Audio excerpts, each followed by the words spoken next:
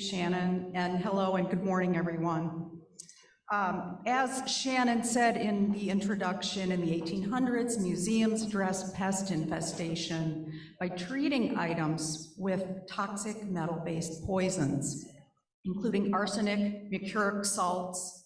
By the 1940s, organic compounds had been developed and were readily employed as pesticides and herbicides.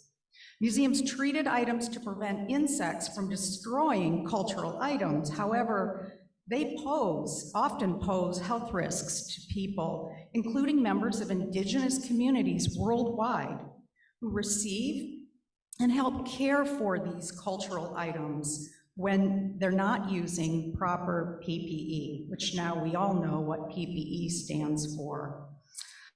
In keeping with this year's theme of building a new fire, we've organized this panel today to promote a team-based approach to addressing this issue.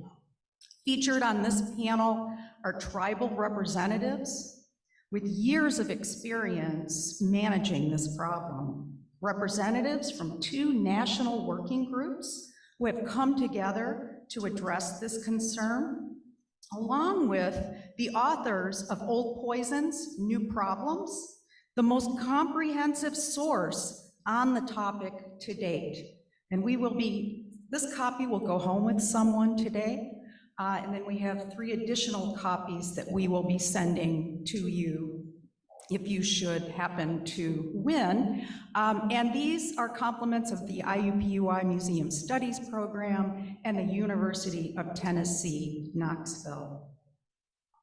Education, continued dialogue, collaboration, and participation are key.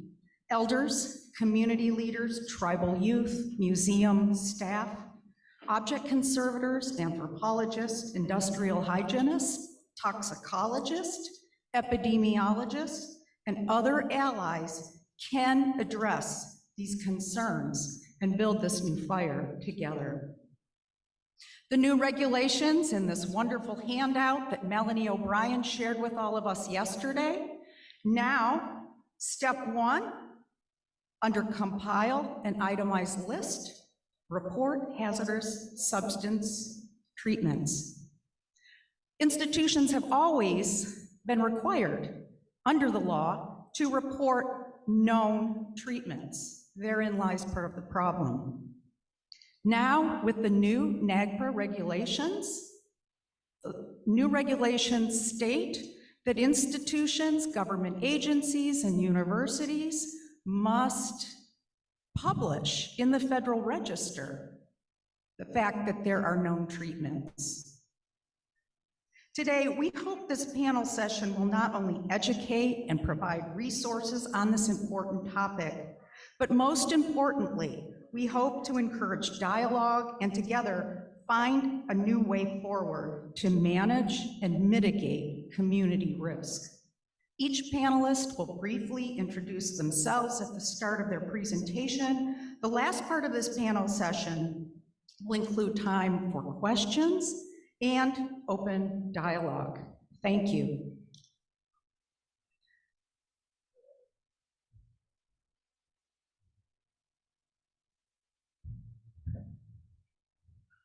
Loloma ne setak mayan Hopi macewa ne Hopi kingak sungo pangak honunga. Good morning, everybody. It's good to be here. My name is Lomayestewa. I am from the Hopi Nation and also a member of the Bear Clan. So I have my sister here with me, the one that just came out before. In my presentation, is this the clicker?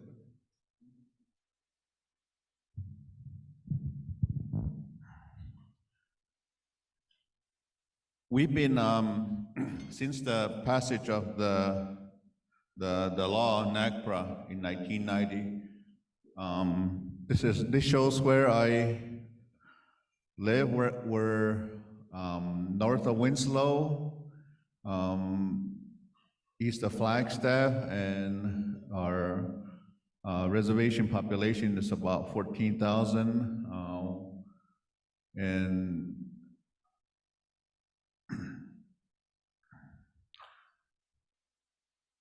when the law was passed, we they sent us all their inventories of human remains, and we asked them if we could have ethnographic materials, and that's when they invited us out to visit the museums.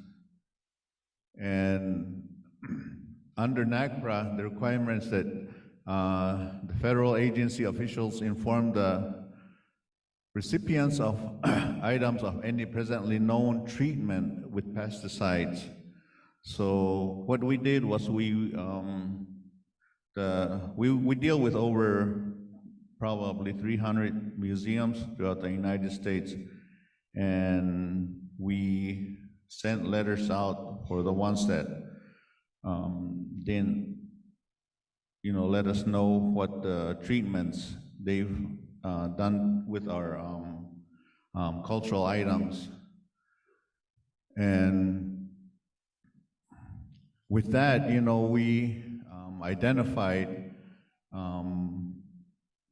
only the items that weren't preserved one way or another. We asked for repatriation of those until we would do any testing to any of our items that have pesticides on them.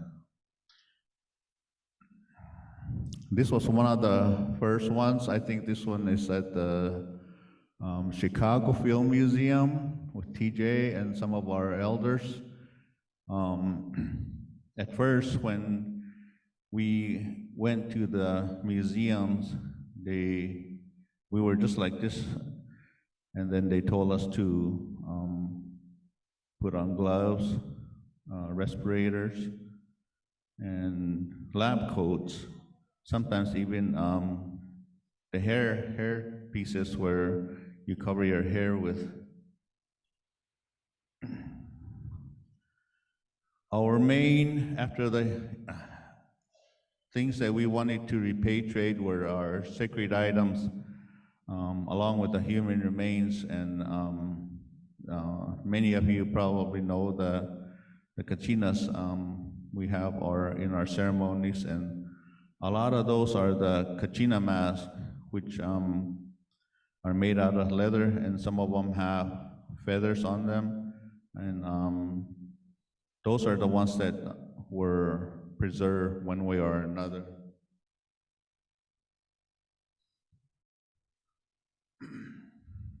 When we return the item to the reservations, they're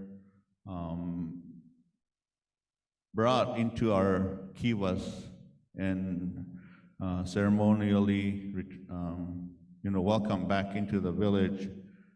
We have 12 villages, so that was another job where we had to identify which village a certain item came from. So usually with the information on the accession records, we could identify which item belonged to a different village.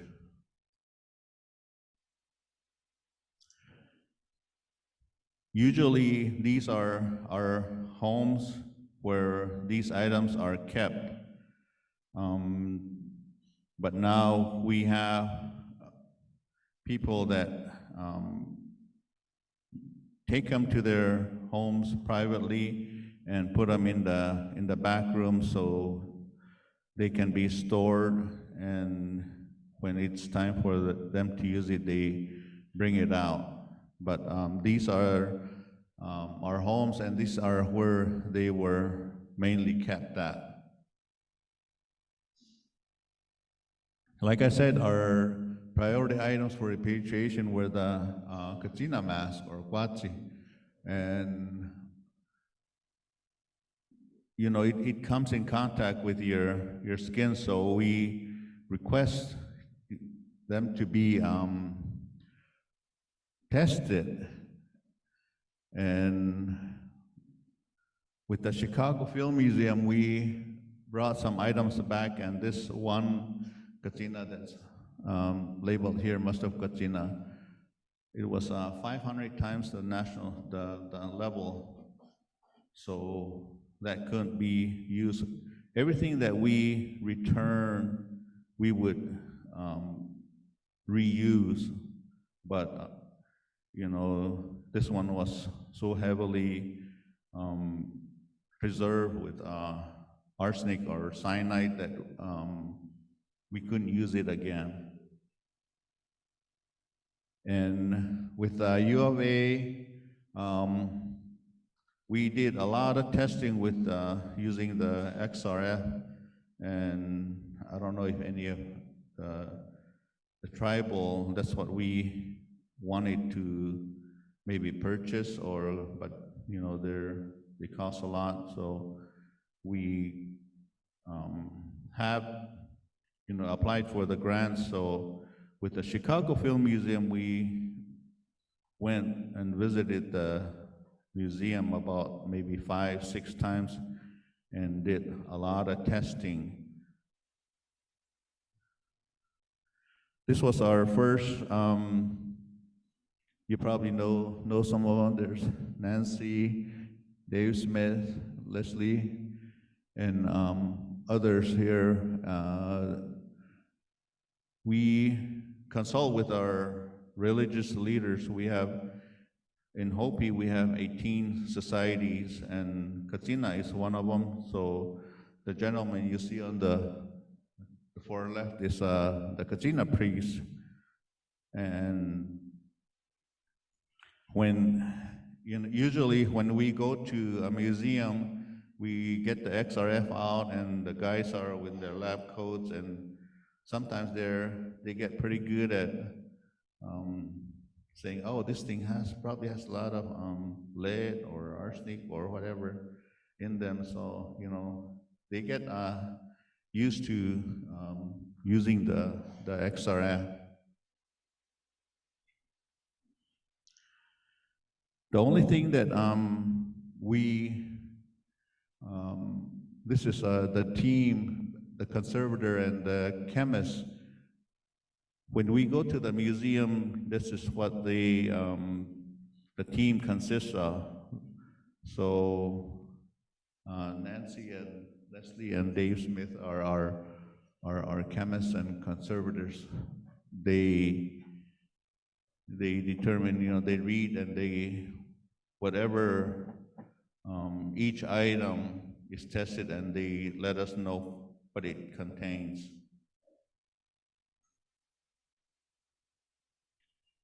And also our elders, like I said, we have our advisory group, and they make the identifications of which items we should have tested and returned. And these are the exposure risk. It goes through the nose, mouth, hair, ears, skin, and sometimes when I go to the museums, it's just natural, I guess, for me, when an item is brought before me, if it's sprayed with some type of pesticide, I get itchy right through here. So I said, this thing is contaminated, so I'm a human XRF.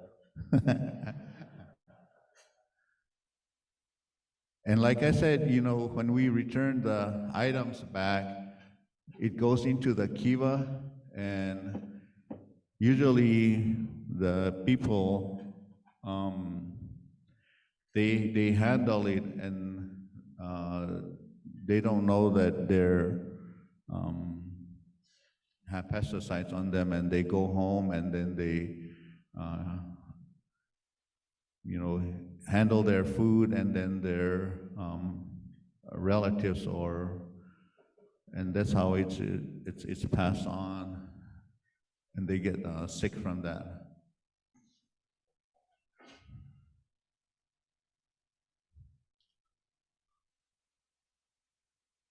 We have a group of, we have 12 villages, so each village has the societies, and from each village we have at least 2 advisors that are in our cultural resources advisory task, and they assess and recommend what and how to, handle if they have pesticides on them.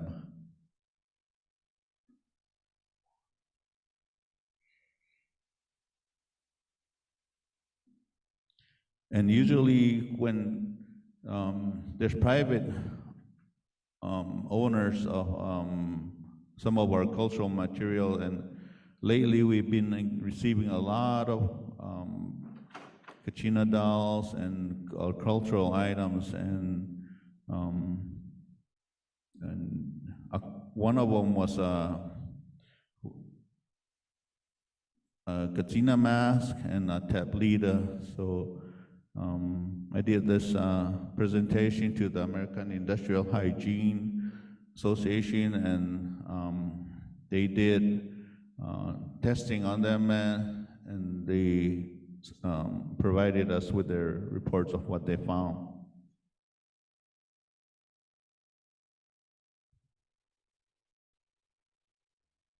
Usually when we ask for repatriation and we know that if we get a letter back from the museums that they've been preserved one way or another, we usually buy on paper, it belongs to us, but we let the museum hold them until we get a holding facility. Many of the items that we receive back are housed at the Museum of Northern Arizona or at the NAU Klein Library.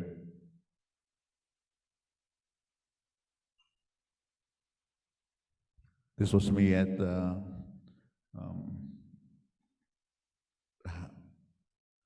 American Hygiene Association's presentation. And there's different types of testing. They did the swab test on these items, and these are the areas where they would be touching the skin. With the XRF, you can hold it on an item for about 90 seconds, and it reads off whatever it's been sprayed with.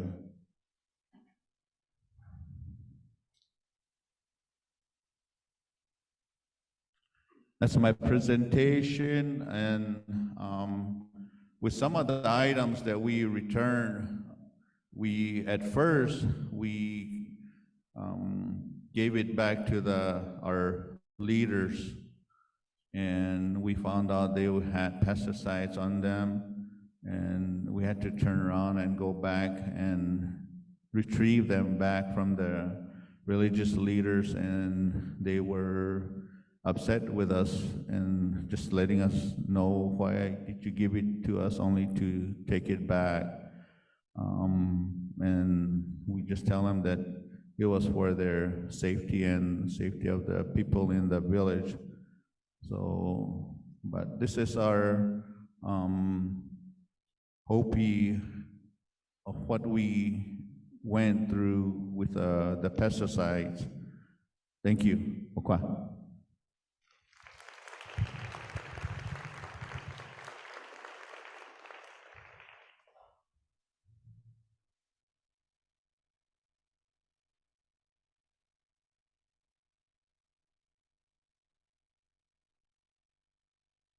Good morning. My name is Melodi McAdams. I'm the Tribal Heritage Manager for the United Auburn Indian Community of the Auburn Rancheria, which is a tribe in Central California, just a little bit north of Sacramento.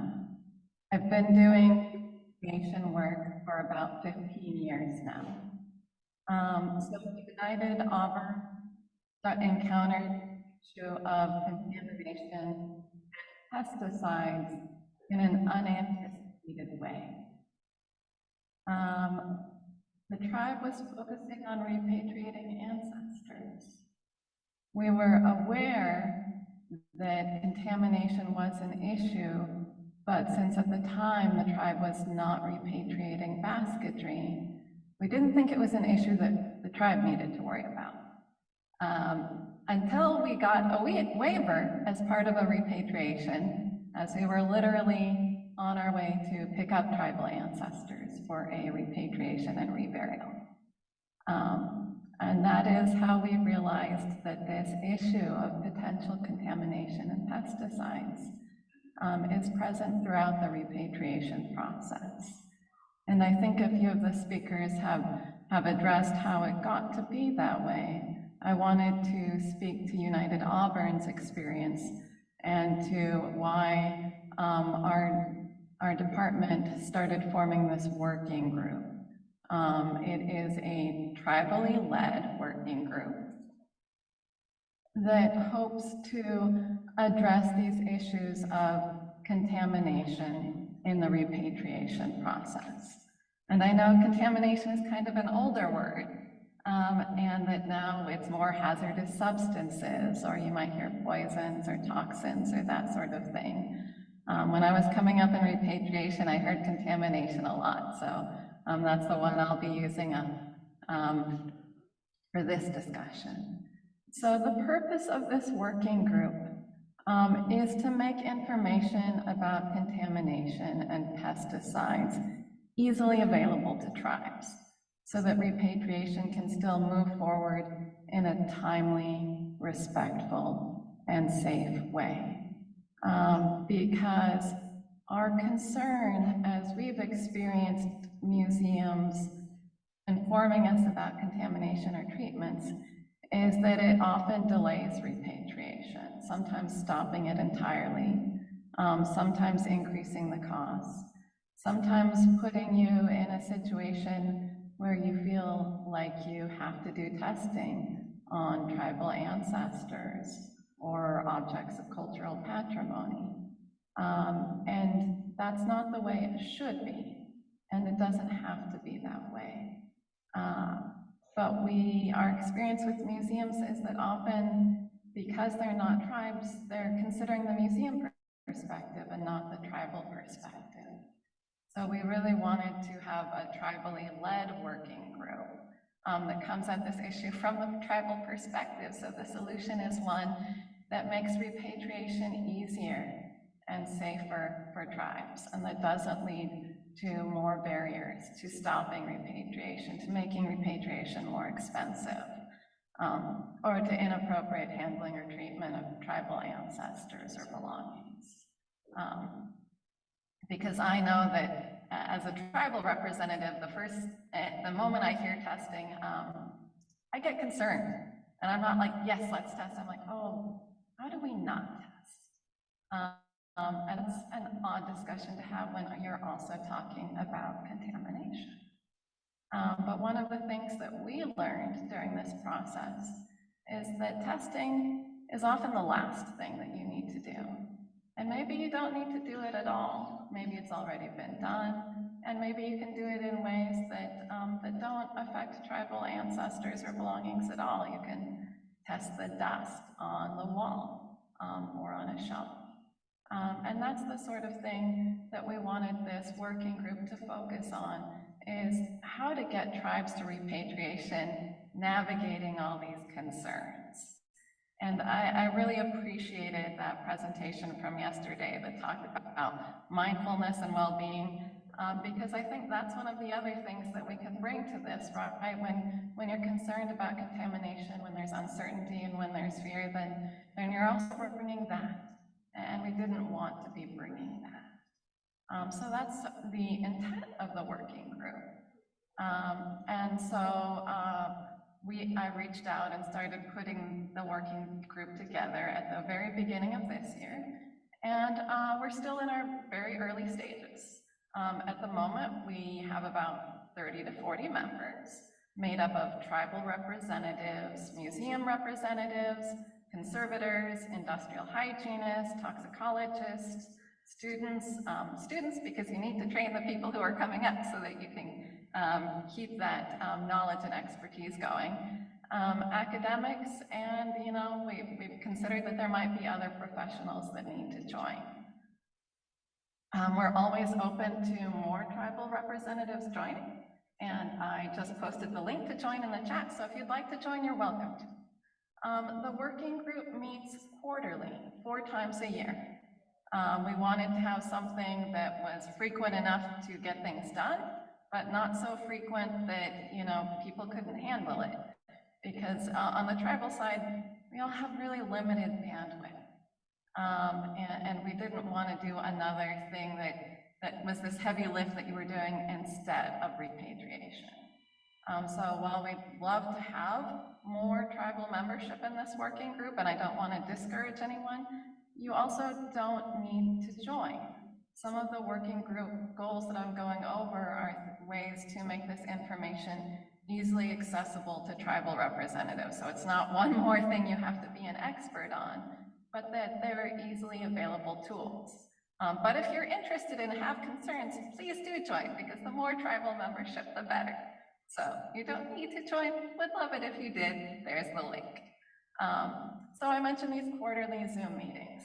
We also break out into sub-meetings, because we found that when we have specific goals that we want to accomplish, it really helps to have more frequent meetings with a smaller group and just get something done. So let's talk about what we've gotten done and what we'd like to get done, because we have really specific goals. So some of those short-term goals that we're getting done this year and next year, some of them are needs surveys, which turns out some folks were doing all on their own, and we have another presenter to talk about that, so I'm not going to dwell on that too much. Others are basic safety guidelines. I think a lot of people aren't aware of how to stay safe in this sort of situation. We had that good discussion of PPE, or personal protective equipment, and there was a discussion earlier. So we do want to have initial safety guidelines of just general museum safety, something that's 1 page, that tribal representatives and museum representatives can use if they're in a space or doing work where they're concerned there may be a risk of contamination, but they're not sure what it is. The third short-term goal is widespread museum preparation of pesticide histories, because we saw those NAGPRA regulation updates. And not just because of the update. The update came because this was needed, because too often museums would not inform tribes of what was present, not because they didn't know or couldn't know, but because they didn't try to know. So we want to train museum representatives on how to prepare pesticide histories and have a few workshops to do that. We think this is a very easy thing to do. It involves reviewing your paperwork and interviewing staff, and use of helpful references like Nancy Odegaard's text. So this is something that can and should be done, and if it's done, will help inform tribes so that they know what pesticides and toxins are present, instead of just being told, well, to the best of our knowledge, nothing's present. It's like, well, did you look? The fourth short-term goal is a professionals list. We are well on our way to developing this. We plan to share it later. To be honest, we're a little reluctant about sharing it, because from the tribal side, I think our experience is that people jump straight to testing. And that's kind of that's the middle part of the process. What you really need to do is consult with tribes first and find out what the tribal goal is. For our example, for the tribe's first encounter with pesticides, the intent was to rebury tribal ancestors. So the level and type of contamination that was present was informed by that desire to rebury in a way that kept the site safe, that didn't contaminate the groundwater or the soils. And that, our people, that the tribal representatives were not getting sick as they did the reburial either.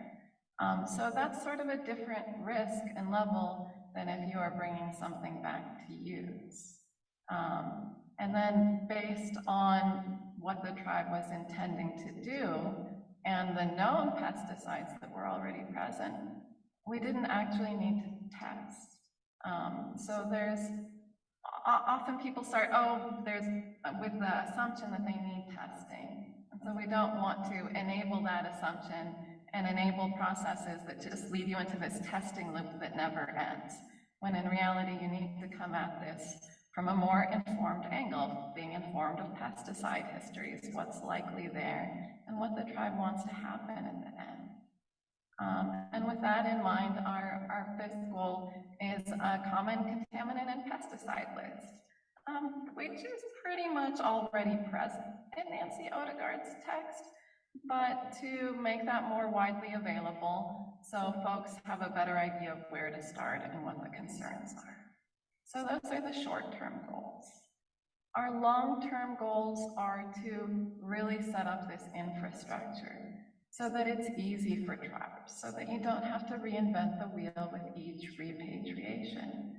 If we have a short list of known chemicals and contaminants that are used, and if tribal representatives typically want to perhaps rebury or burn or safely handle and use in the community, you can say, hey, these are the thresholds for these types of toxins. If they're above that, you may not be safe. If they're below that, you are. If they're above it, here are your options for decontamination and that sort of thing. So we want to build that infrastructure.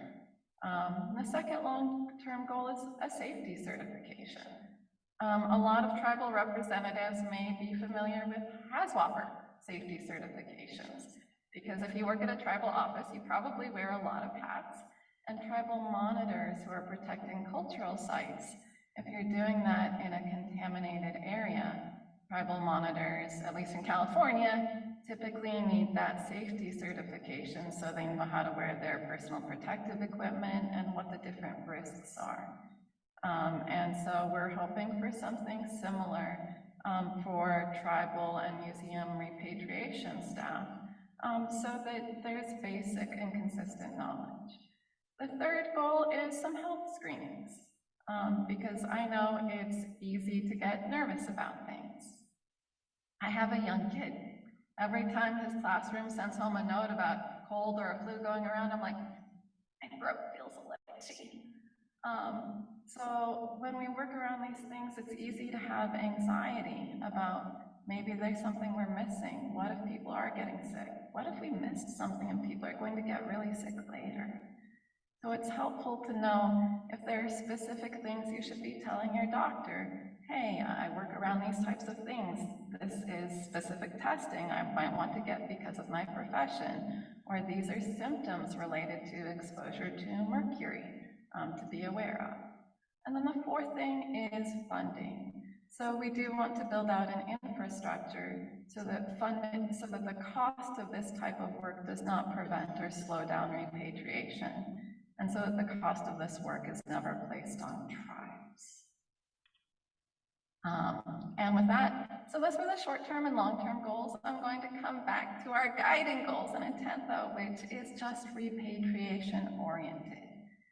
Contamination follow-up should always be informed by tribal consultation. If you are reaching for that list of testing centers first as a museum, you should stop and talk to the tribes. And do respect tribal preferences for treatment and handling of ancestors. Contamination should never be done in a way where museums are prioritizing risk and liability over the tribe's preferences for treatment and handling of ancestors. You can manage both. We were initially told this has to be done if you want to be safe. We went and spoke with an industrial hygienist, and we were like, is that true? Do we have to do that? And the industrial hygienist said, no, tell me what your preferences are and we'll navigate through them. So often people make these assumptions, but it is entirely feasible to do this while still honoring tribal preferences for treatment and handling of their ancestors and belongings. Don't create more delays or hardships in the repatriation process. There are enough of those. We do not need any more. Don't delay repatriation. Don't add unnecessary financial cost to repatriation. Do make it easy to find out how to safely repatriate. You know, what I expect as a tribal representative is that a museum representatives will come with their contamination history. And then, based on that history, we'll say, okay, for the claim or area that you're interested in, these are the specific risks or contaminants. And then we would have a discussion based on what the tribe wanted to do. And that the museum would be prepared to inform us of the risks that may be present, specific to the tribe's claim. We could have a professional discussion based on what the tribe may want to do following that repatriation, and that this can happen as part of the repatriation process, not slowing it down. And finally, this last one is a bit harder and more in the future, but do make it easy to find out how to remove pesticides and contaminants.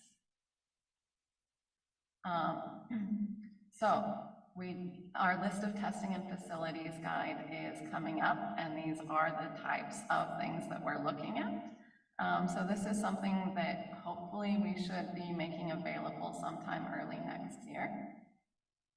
And we're also looking to set up some workshops, some Zoom workshops, where we just train folks on how to do those, especially museum representatives, on how to do those contamination histories. So it's a consistent process, and it actually gets done. I also have a flow chart that I'll be providing as part of the handouts. We're in a bit of a time crunch with all of the presenters, so I don't want to go through it step by step.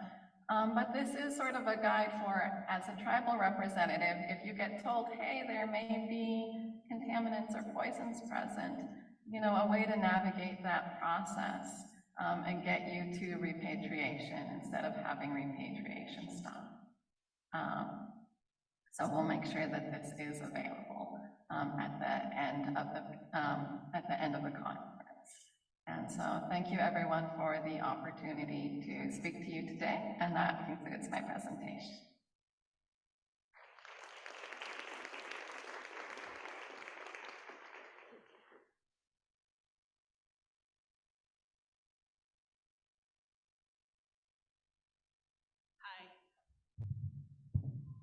So I'm Brandy Howard.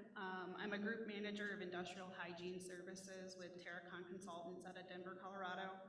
I'm also the current secretary of the American Industrial Hygiene Association's Museum and Cultural Heritage Industry Working Group. I was one of the consulting researchers on the museum poisons test kit that Paulette will be speaking about here shortly. Before we get into that though, I just wanted to give a brief introduction into what industrial hygiene is and how industrial hygienists can support tribes and institutions with contaminated collections. So what is industrial hygiene? It is the science behind protecting the health and safety of people in the workplace. There are essentially four main principles in the practice of industrial hygiene. They include the anticipation, recognition, evaluation, and control of workplace health hazards. So the typical types of hazards that we deal with in industrial hygiene include chemical hazards, airborne contaminants, biological, physical hazards, and ergonomic hazards. When we're talking about contaminated collections, these are typically focused on the chemical and airborne health hazards from treatments objects received, usually to prevent those biological hazards. When we're thinking about treatments to these hazards, industrial hygienists typically look at these from the lens of what we call the hierarchy of control. As I'm sure you can imagine, the most effective treatment to most hazards is to eliminate them entirely.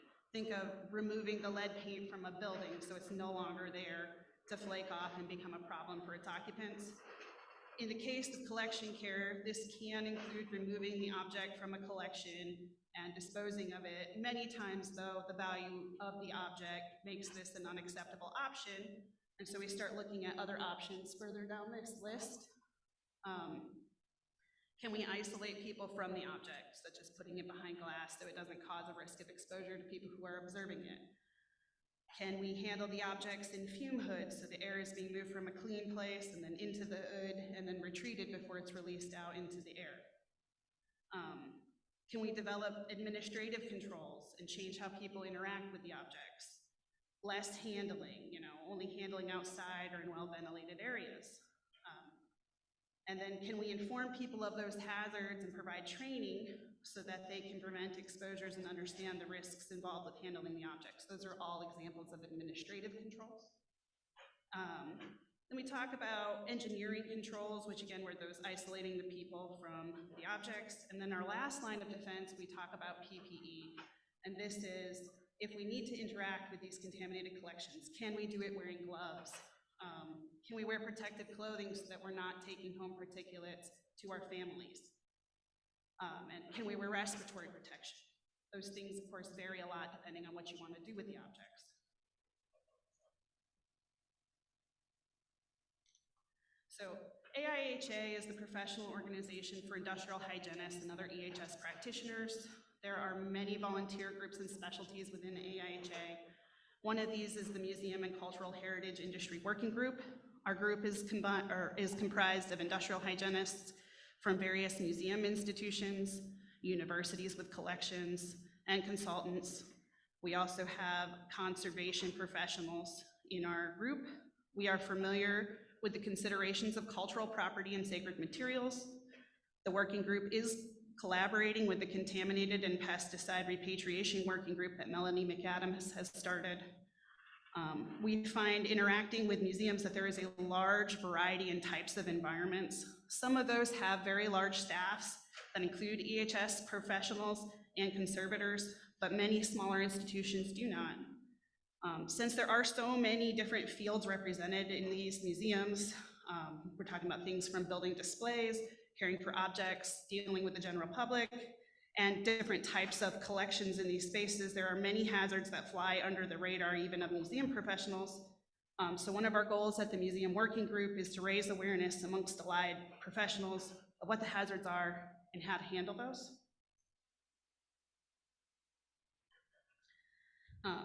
So this object is a ceremonial insignia that belonged to Chief Kashena, which was repatriated to Kate Kashena of the Menominee tribe of Wisconsin, a 5th generation lineal descent of Chief Kashena. Thinking back to the hierarchy of controls, this object was treated. So before the treatment, that is the ribbons there, those ribbons were preserved, put in a bag, and then we substituted with other ribbons that were not treated so that there was no exposure. They also installed barriers between the contaminated surface on the backside to prevent physical touch. And then they cleaned the object because a lot of the exposure from metals and stuff comes from the dust. So they reduced exposure by cleaning the dust.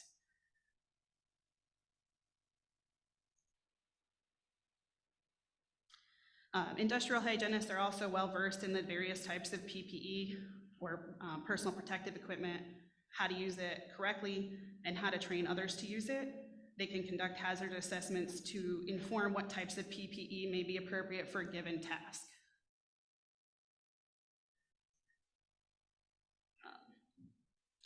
Industrial hygienists do also perform testing in a variety of different ways in a variety of different settings. We are familiar with several different techniques and can go through a consultation process to provide ideas about how to go testing for certain objects and contaminants. This is just one brief example. We tested these Comanche moccasins that are part of the History Colorado collection. We did this through an indirect sampling method, removing the stockinette covered forms that were in direct contact with the moccasins. Our eyes were originally drawn to the mercury, lead, and chromium results that are highlighted here on the bottom. One question I often get asked when people are looking at these results is, why the barium's high? Why don't you worry about the barium? But As industrial hygienists, we understand this isn't a particularly hazardous to human health at these concentrations, so we tend to skip right over it. So understanding what's important from results and why we're concerned about certain results is something an industrial hygienist can assist with. And then with that, I'll turn this over to Paulette to talk about the Museum Poisons Test Kit project.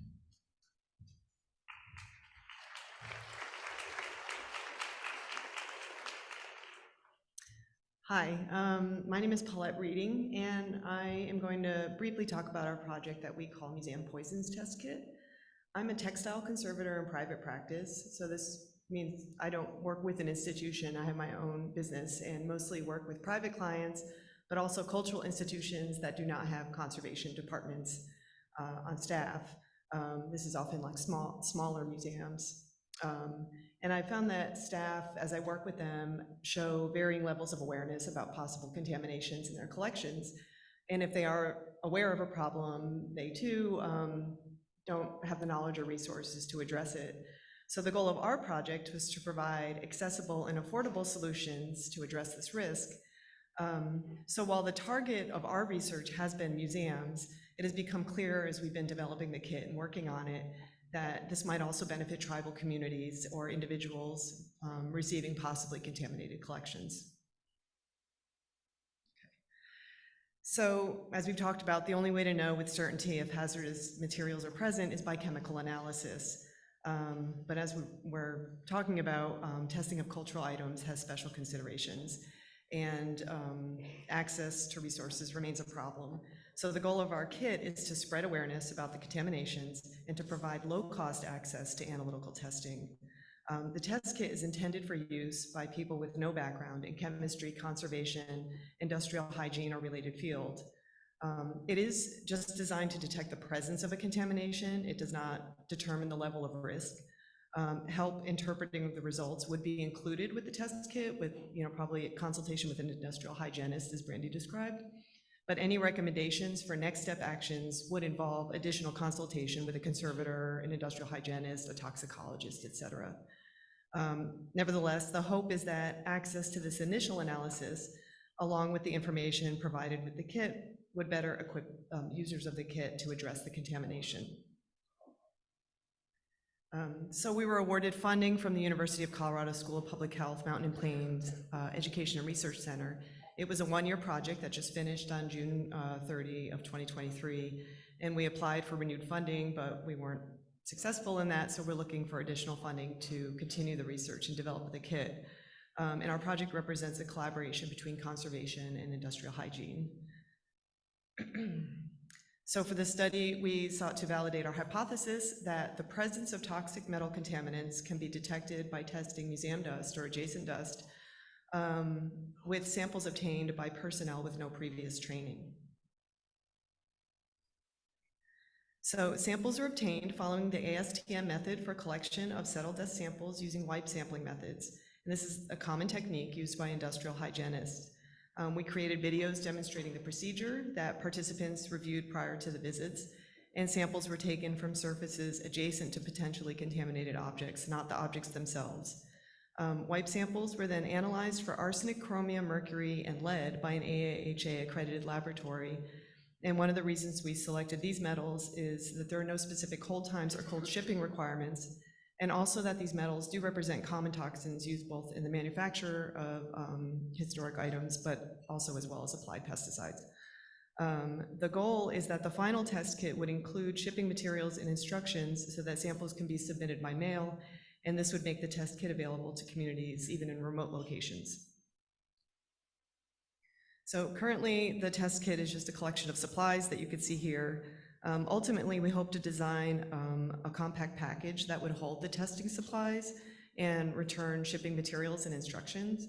I also envision there would be an online platform that would contain educational materials and instructions needed to use the test kit. And there would be an assessment that users would be required to complete with the use of it. And this would help accomplish the goal of spreading awareness about the range of hazards. And I also imagine that there would be maybe a 30-minute consultation that would be included to discuss the results and determine potential next steps.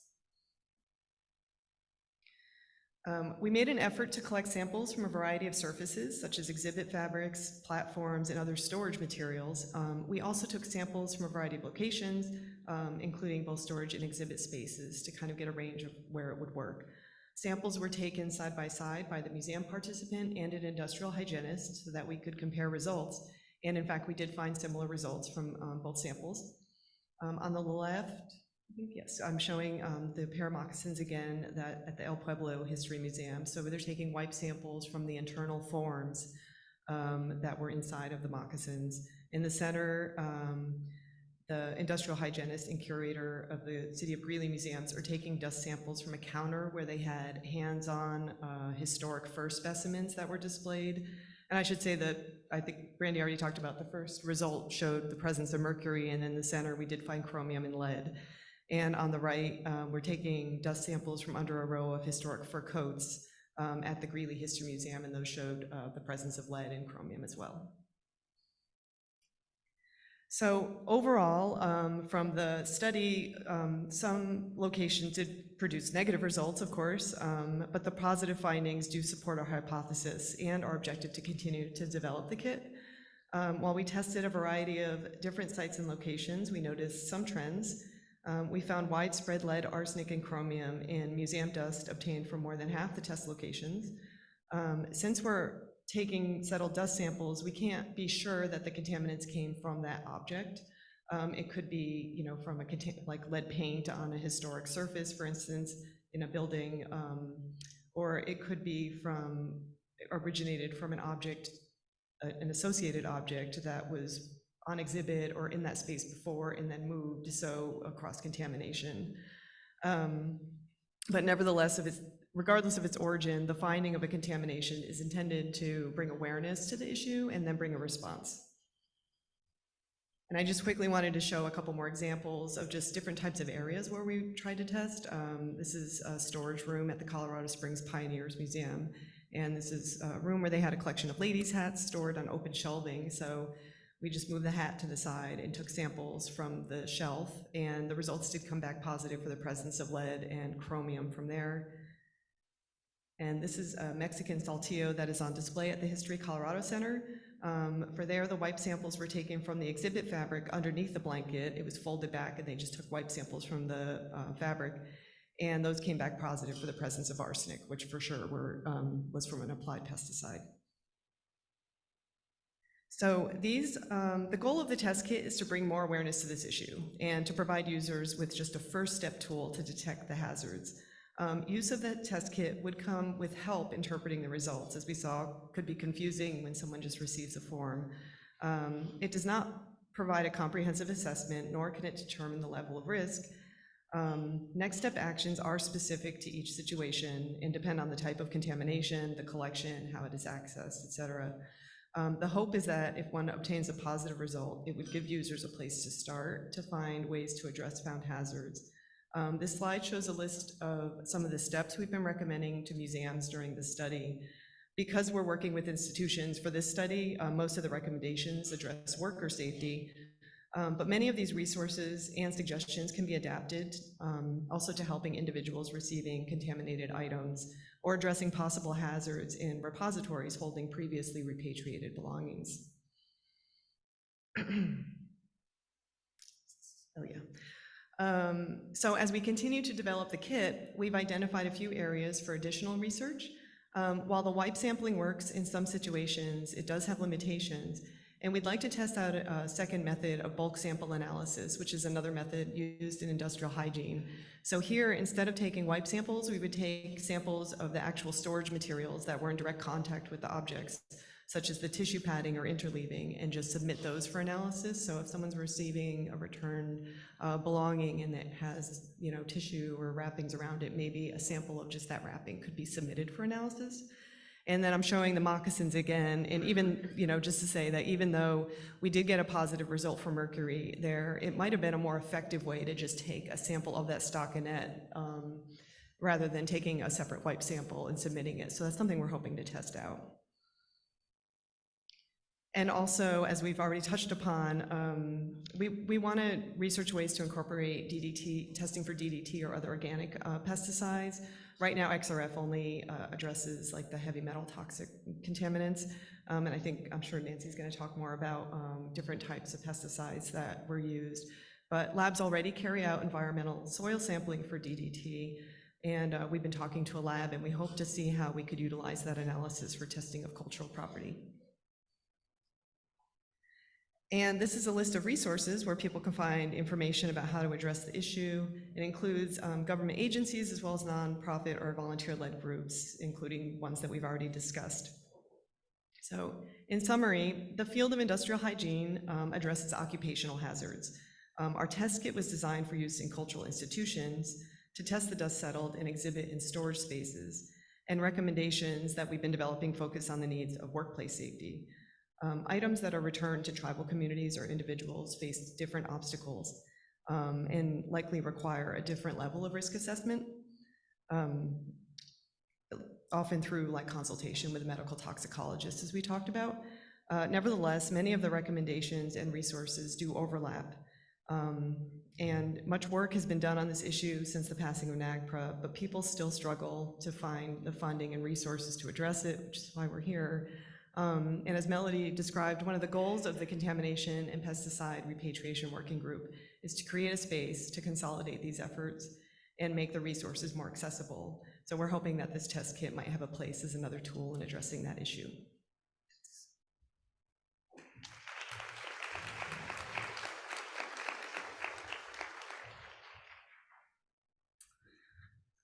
Quay, and thank you for coming to this session today.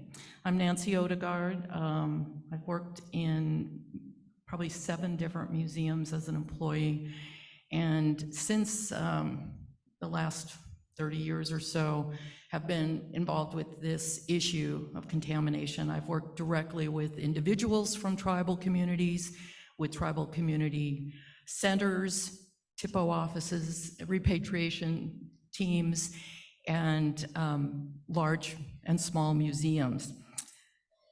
My group has worked on the resources many years ago. My colleague Alyce and I put together a number of things to try to get information out, and I, having a university employment, have guided a number of master's and doctoral students.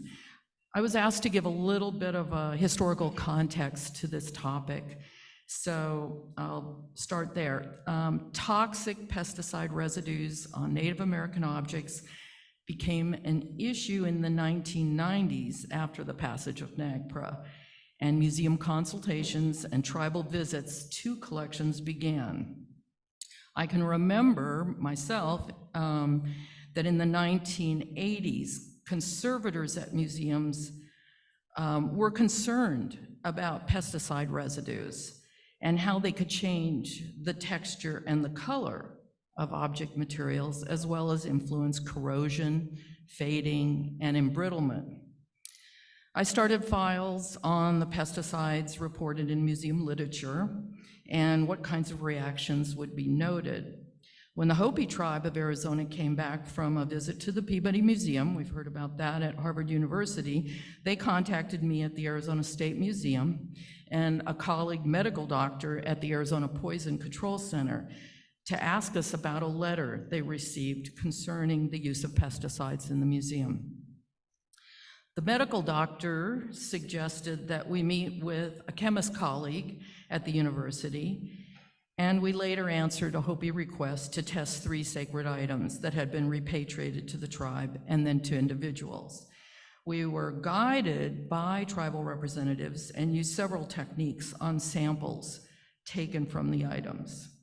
We also tested a new instrument, the portable X-ray fluorescence spectrometer, the XRF, that did not require taking a sample. The items were determined to be very toxic and were considered a human health hazard. We informed tribal elders in person about our findings and through interpretation in person of what that meant. In 2000, Alyce and I organized a conference for members of the 23 tribes in Arizona. We did invite conservators from museums that had large indigenous collections and included speakers with experience regarding human health and pesticide exposure. After a few years, as we continued to work with the PXRF, we hosted another conference for colleagues using the instrument for testing with the goal of standardizing interpretation of data and reporting. Our team, a conservator, a chemist, medical toxicologist, and tribal representative, conducted countless testing sessions, workshops, demonstrations, and conference presentations over many years. We met with a US Senator and some state representatives. We testified to the NAGPRA Review Committee, and we influenced an adjustment to the regulations that required museums to provide information regarding pesticide residues. We compiled and published the book, Old Poisons, New Problems, that included tables of known pesticides, an extensive bibliography, and guidelines for developing a museum history of pesticide use, safe handling of contaminated items, and the testing procedures using a variety of methods. Later, we began a research program to investigate removal. Several master's and doctoral theses were completed at the University of Arizona, and additional researchers came to work with us to try their experimental methods. We were sought out for interviews from students working on the issue at other universities throughout North America and actually internationally. We offered multi-day training programs to numerous tribes and museums and offered sessions at various conferences. My motivation for engaging in pesticide residue research was not based on a particular interest in poison. Rather, it was a concern for the risk to people who would have no idea that their treasured items and belongings could actually harm them.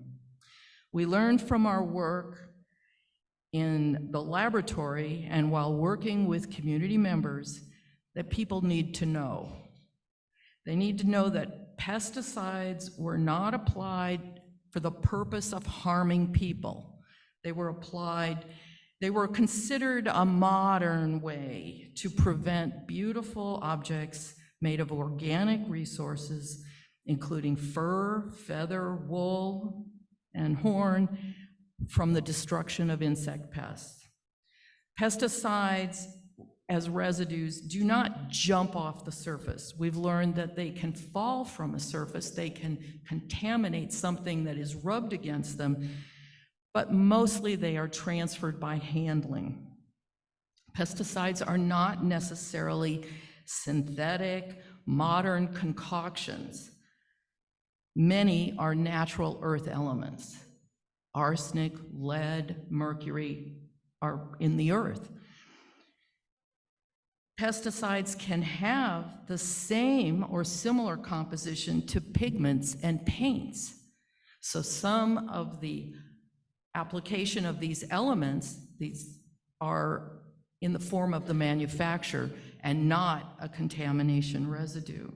Pesticide testing can be successful with non-destructive or minimally sampled objects, and we're learning that we can test around the item itself and get some indications.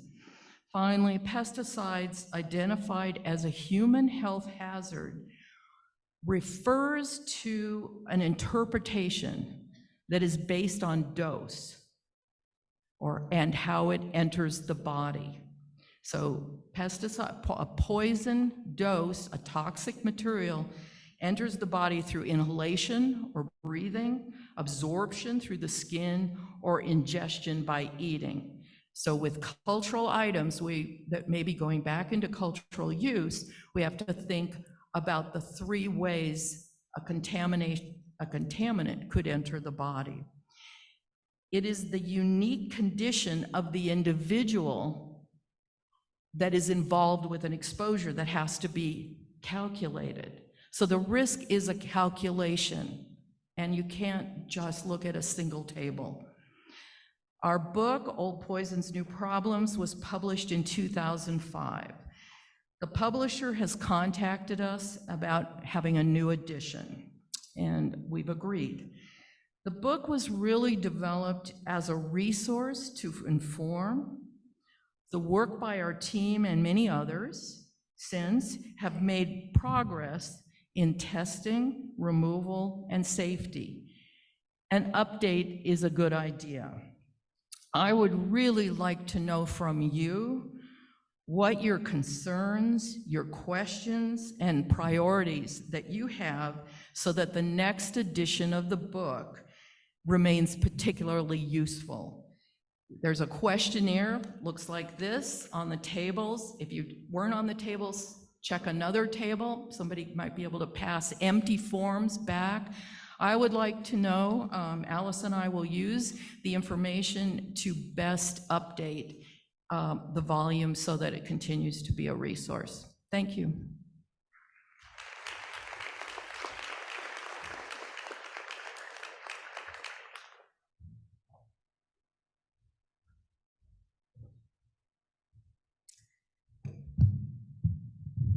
Oops, that's okay. Good morning, everybody. Thank you for being here. And at first, I first just want to acknowledge all the tribal tribal repatriation workers, the TIPO staff. The work that you do is challenging. There's pressure from tribal people, from museum administrations, and I just pray for your support and your well-being as you do your work. So years ago now, I first started working at the Smithsonian, entered the museum field at the Smithsonian right after NAGPRA passed in 1990. And when I come here, and I worked at the State Museum after the Smithsonian, and then I left the field to work with Indigenous language revitalization. And in the time that I've been gone from this work, and I come back here, and I am surprised to see that some of this hasn't been passed on.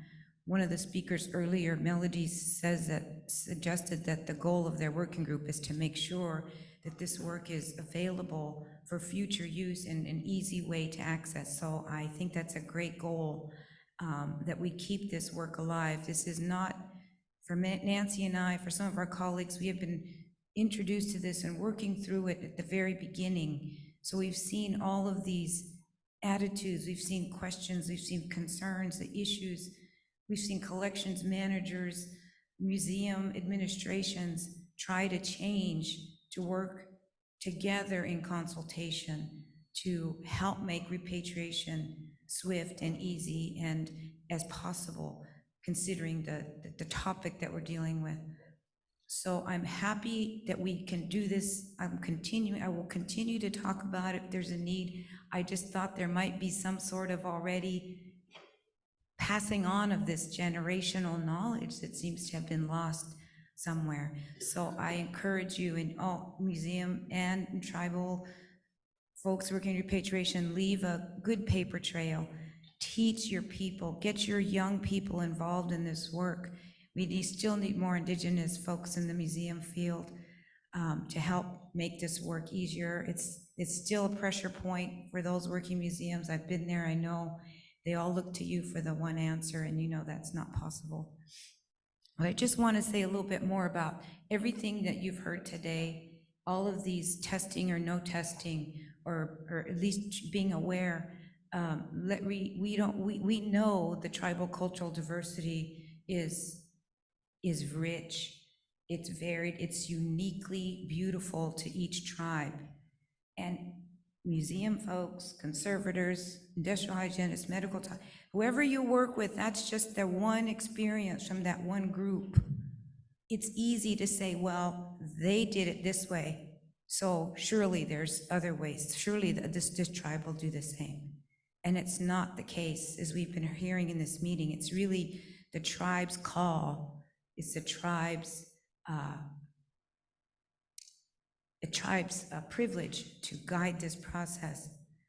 And yes, this is one more indignity to deal with. I can tell you the emotion that we have seen and witnessed with our work is great. The emotion, the tears, the disappointment, the outrage, the resignation. What do we do now? Now what? One more thing. So we have done some work. These people up here, these other folks that talked today on the panel, there has been some progress made, and hopefully this will be continued and carried on in those cases where it's needed. I guess the other thing I've noticed, and I just wanted to share from my observation, is that particularly the tribal repatriation folks, you have to be strong in this work. You have to be clear-minded. There was mindfulness talked about yesterday, and one of the practices of mindfulness is to just be present for the task at hand. And your task at hand may be dealing with a museum professional who wants to invalidate the cultural diversity out there by thinking that this one tribe they worked with did this, so you should do this. So in the face of that, you have to be calm. You have to be clear. In the face of cultural risk that comes with this work, you have to be calm. You have to be clear. You have to listen to your guides, your ancestors that are helping you in this work, because it's really unique, special work. So those are the kind of the other experiences I just wanted to share, and that, as Nancy said at our first conference when we had these folks from the tribes in Arizona, I reminded them that a lot of these things are from the natural world. We have a tendency to want to just mark a line and blame the pesticides, blame the museum. But this is from the natural world. This is things that have a purpose. In this case, they're out of context. They kind of were overdone. As Nancy said, the museums are trying to preserve this with no idea that they would ever go back. One of the comments from our tribal gathering was, well, we can't get mad at the insects either. We need the bugs too.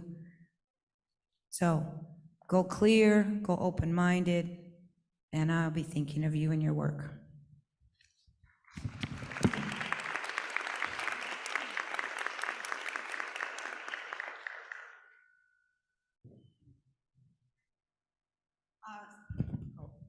So we have a few moments before we break for lunch for questions and comments. If you have questions for any of the panelists, they're here to answer your questions to the best of their ability.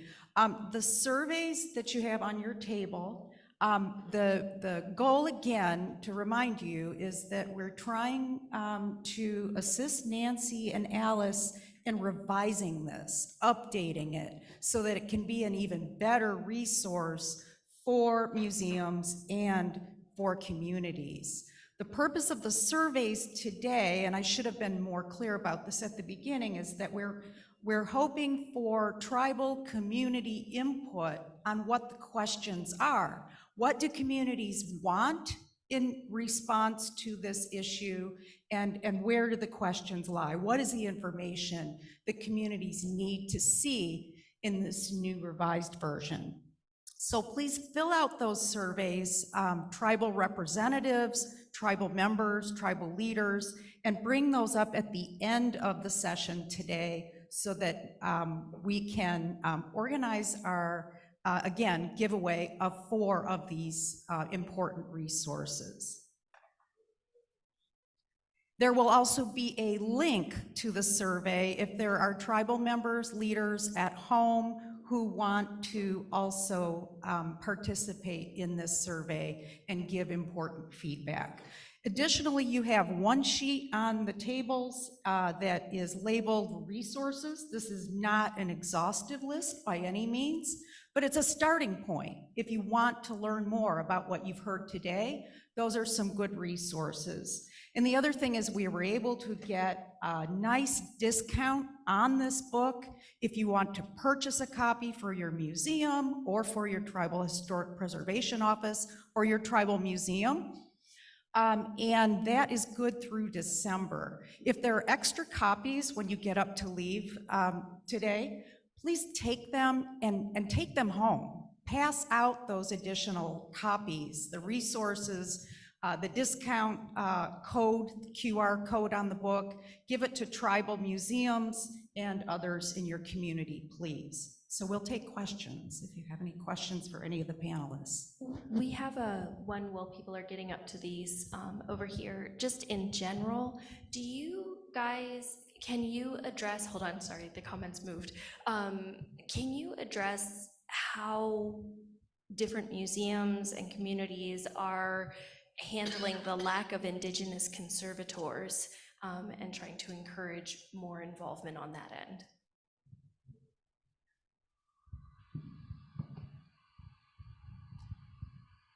The professional organization for conservation in the United States is the American Institute for Conservation, AIC. And it has long been an interest of that professional organization to encourage a variety of participation. I'll add that there is a conservation graduate program with a variety of coursework available for people not in the graduate degree at UCLA, University of California, Los Angeles. And if you or someone in your tribal community might have an interest in conservation, there are some scholarships available for workshops. There's some online programming, I believe, but the degree program in conservation that is actively seeking tribal members and has had some success is the UCLA program. I just want to add to that that's been a concern of mine for many years, and I think one way is that tribal people need to be aware of conservation, what it does, what kind of job they can get, what it involves, what kind of education. And I've been saying for years, Arizona State Museum, other museums, get yourself to the ACES conference, please. That is a place where you can find these students in chemistry and biology, engineering, all of that. If this is what they need to, they don't know about it.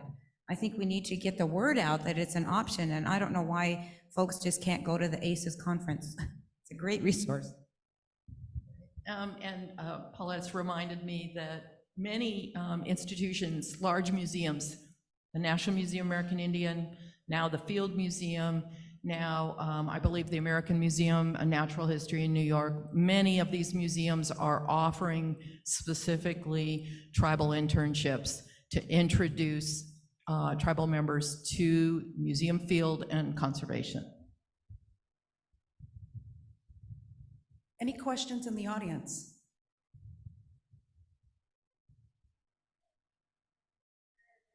Retired from UCLA and very familiar with the UCLA ethnographic program and conservation. And I just want to point out that I think one of the big challenges with conservation is that they continue to try to prolong the lifespan of these cultural items, these beings.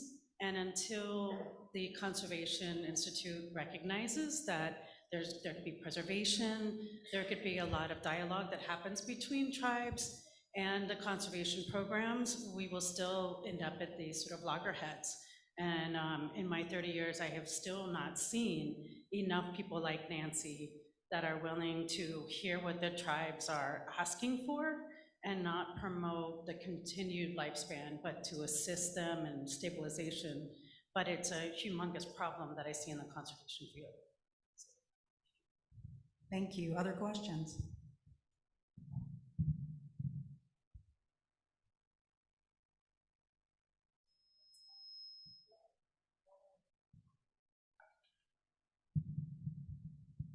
While they are doing that, we had a question in here that was a simple one. How do we get the discount for the book? So we will make sure that that flyer we developed for attendees at this conference gets posted to the website as well. Great. Thank you for the question.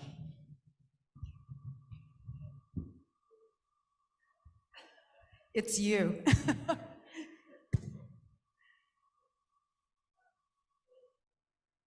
Or maybe it's Mary standing to your, it's you, Mary Baker.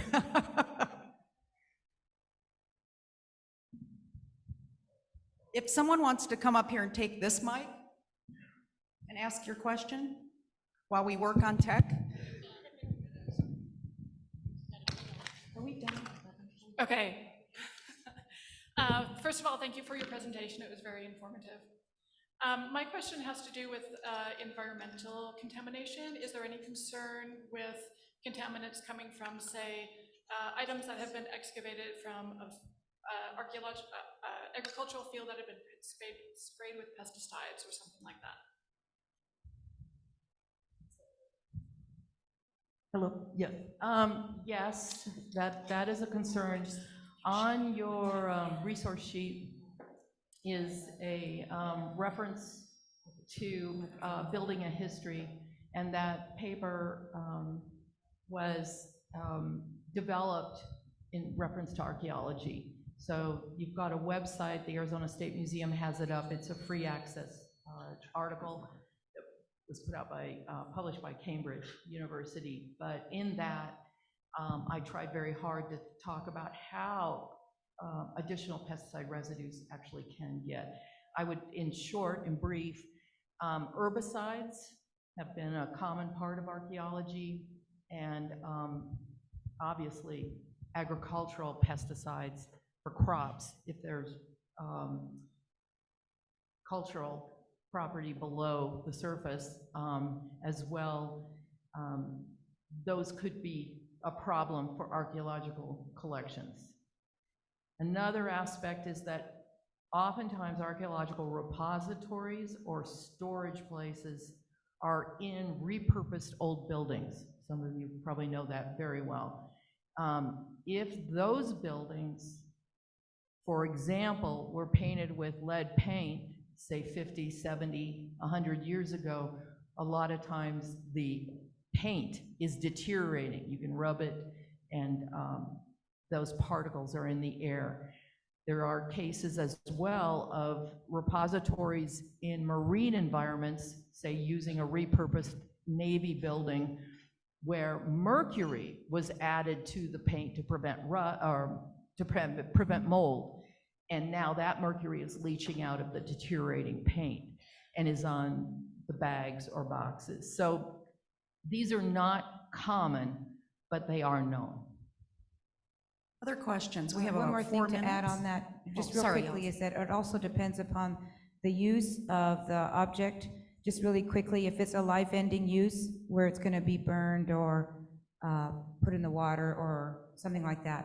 I mean, again, I haven't heard a whole lot about it, but I know that some of these ritual uses might have some impact. Mary Baker. Very quickly, I have a really short train that likes to head out on me, so I'm just trying to regather. I want to say thank you, each and every one of you panelists, because it is a very important conversation to have with tribes, people that step into positions, because they don't always know that they're putting themselves at risk. Thank you, Holly, for everything that you've helped me with and our tribes with on a collective level. So with that, I do want to also acknowledge the ones that weren't able to physically be here. Really sorry. I wish, I just want to say thank you to the association too for providing space for these kinds of conversations.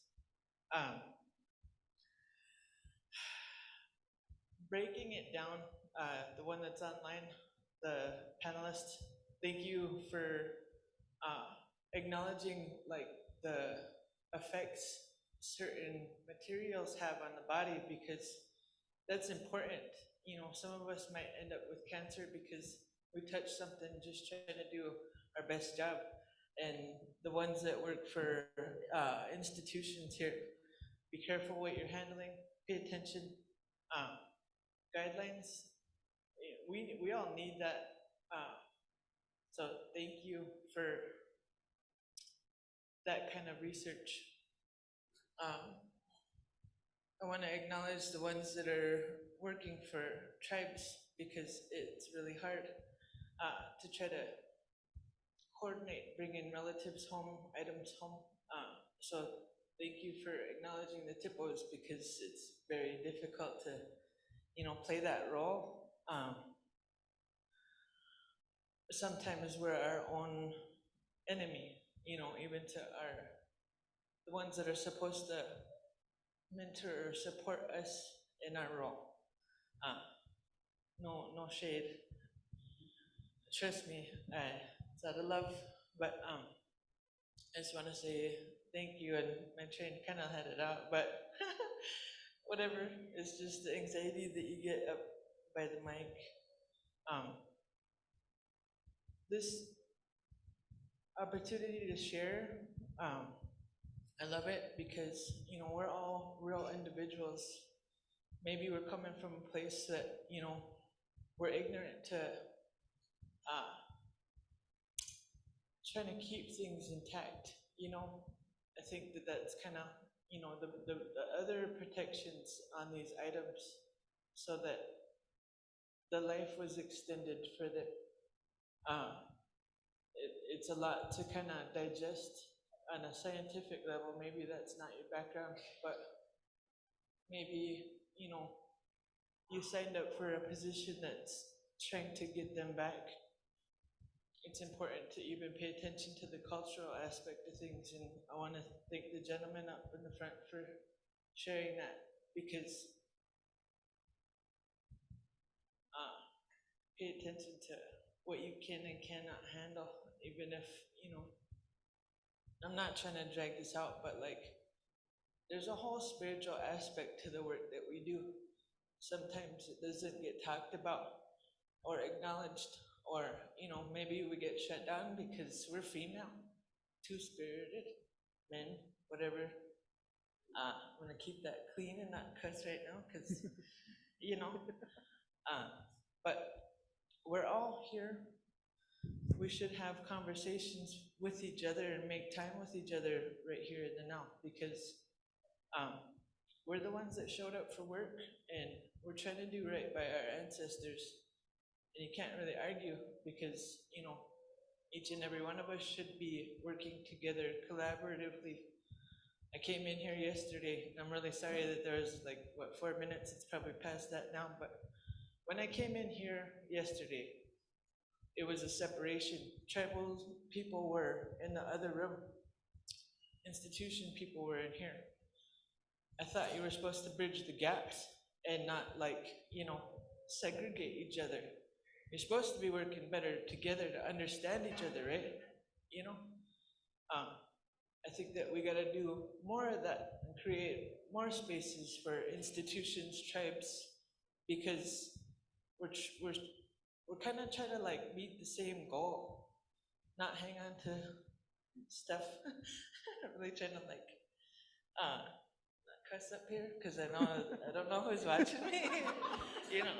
Hi guys. Anyways, I'm gonna cut that off, but thank you guys. Thank you, Mary, and thank you for your good work. We are out of time. A reminder that we want tribal community input on these surveys. If you could complete them and bring them back to Alyce and Nancy, please. We do have a process for awarding, and the goal here is to get these books into tribal communities today. So please get those surveys back to them.